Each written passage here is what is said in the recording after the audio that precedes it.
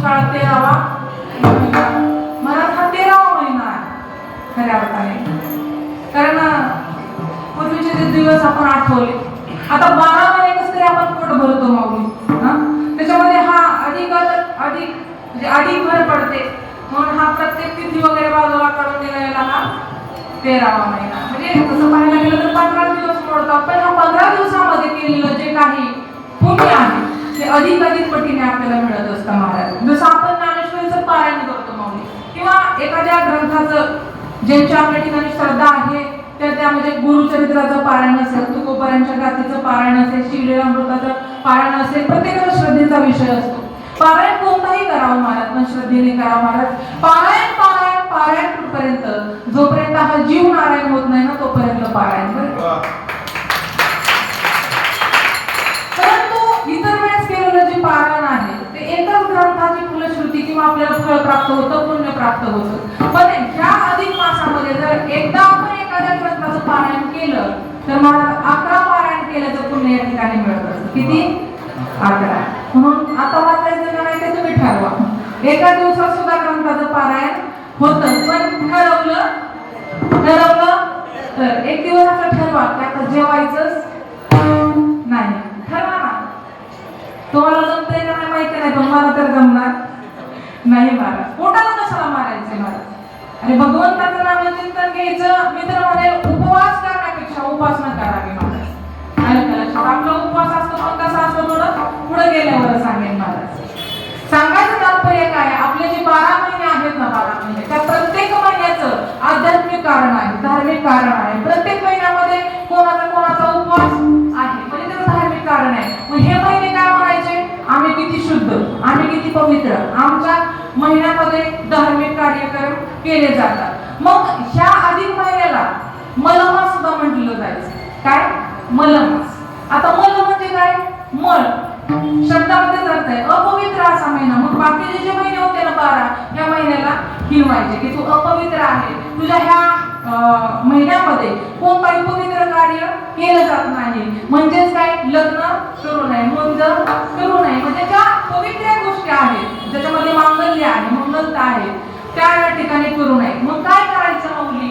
तर त्या ठिकाणी भगवंताचं नाम करायचं, जप करायचे महाराज. म्हणजे जेवढं आपल्याला आध्यात्मिक दृष्ट्या करता येईल ते आपण केलं पाहिजे, कारण त्याला अधिक भर पडत जाते, ते कधी निवून होत नाही. मग असं म्हटल्यानंतर तो मलमास त्या ठिकाणी कुठेतरी कंटाळला. आता आपल्यासोबत एखाद्याने नावं ठेवलं, आपण कितीही चांगलं वागलो, पण एखाद्याने आपल्याला नावं ठेवलं, कसं वाटतं माऊली? म्हणजे माणूस हा समाज कसा आहे किती महाराज, की एखादा स्वाभाविक दृष्ट्या जर सुधरत असेल, त्याच्यामध्ये परिवर्तन होत असेल तर त्याचं कौतुक काय करणार?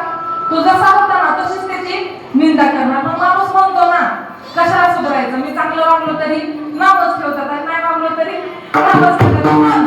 जर एखादा व्यक्ती सुधरत असेल तर आपण नक्कीच त्याला प्रोत्साहन दिलं पाहिजे. जसं हा मलमास, ह्याचं त्याचं ऐकून त्याला वाईट वाटलं. आता ज्यावेळेस वाईट वाटतं ना माणसाला अंतःकरणापासून, ज्यावेळेस तो एकटा पडतो ना त्यावेळेस सगळ्यांचा विसर पडतो आपल्याला.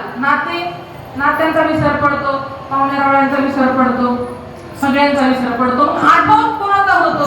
दुःखामध्ये त्या भगवंताचा आठव होतो. मग मलमासाला त्या पांडुरंग परमात्म्याचे, अर्थातच काय, विष्णू भगवान परमात्म्याची आठवण झाली. आणि विष्णू भगवान परमात्म्याला शरण गेल्यानंतर ना, आता एकदा का भगवंताला शरण गेलं ना तर आपला हा उद्धार हा निश्चित असतो. पण आपली परिस्थिती अशी आहे माऊली, त्या विठुरायाला शरण जाण्यापेक्षा आपण दुसरीकडे शरण जातो, म्हणून आपला उद्धार होत नाही. असे कितीतरी जन्म घेतले तरी उद्धार होणार नाही. फक्त 2च व्यक्तींना शरण जावं जीवनामध्ये, एक तर भगवंताला आणि दुसरं म्हणजे संतांना महाराज. आलं का लक्षात? म्हणून हे डोकं टेकवायचं असेल तर भगवंताच्या चरणावर ठेवा.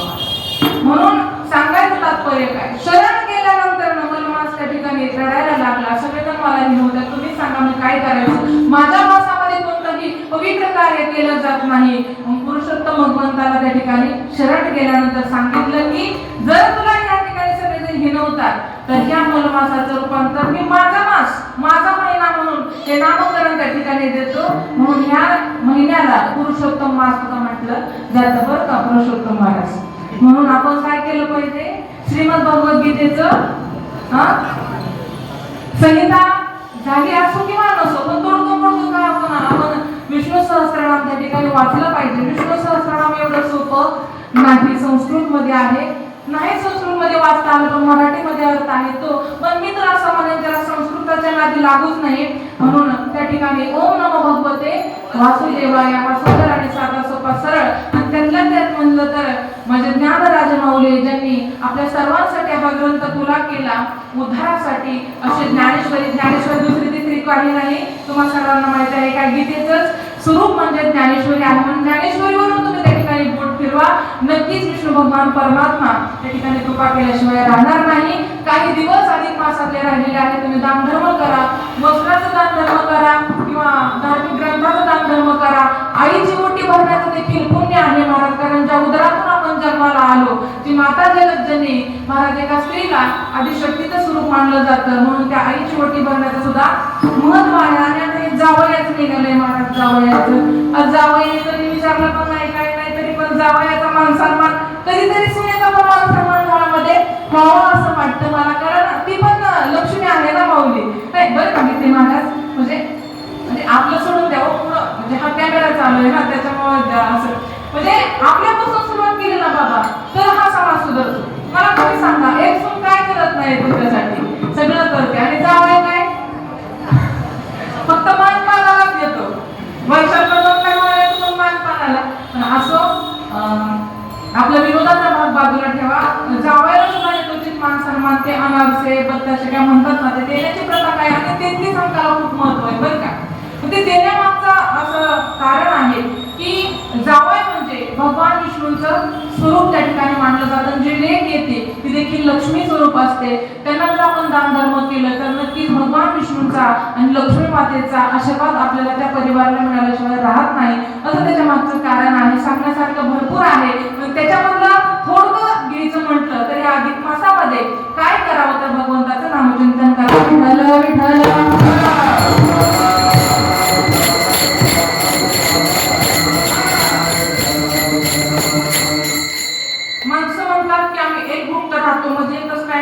जेवण करतो, कुणी काय पाळतं कुणी काय पाळतं. मी तर म्हणून जे काय व्यसन असेल तुम्ही अधिक मासामध्ये पाळा. एखादा चांगला महिना आला तर महाराज कुठेतरी तंबाखू सोडून द्या महाराज, कपडीवर जाणं थोडं बंद करा, मंदिराचं पावित्र्य राखा महाराज. खऱ्या अर्थाने हीच विष्णूची महापूजा. अनुभव नाही तुझा, पण व्यसन कधी सुटत नाही. मग मी व्यसन फक्त एवढंच नाही सांगत खाण्यापिण्याचं बरं का, हा काम क्रोध मोह मत्सर अहंकार हे सुद्धा व्यसनच आहे महाराज. मी तर भगवान परमात्म्याची एवढीच प्रार्थना करेल की जरी काही षड्विकार अंतःकरणामध्ये असतील तर ते षड्विकार त्या ठिकाणी निघून जावे आणि हा आत्मा त्या ठिकाणी मोक्षत्वाला प्राप्त व्हावा, हा देह भगवंतासाठी कारणे यावा महाराज. खऱ्या अर्थाने खूप अमूलाग्र असा किमतीचा मनुष्य देह, आणि ह्या देहाने भगवंताचं नामचिंतन केल्यानंतर संतत्वाला सुद्धा प्राप्त होता येतं. महाराज म्हणतात नरदेहाने दान लागले हाती, उत्तम सार उत्तम गती. महाराज या देहाने देव होता येतं महाराज.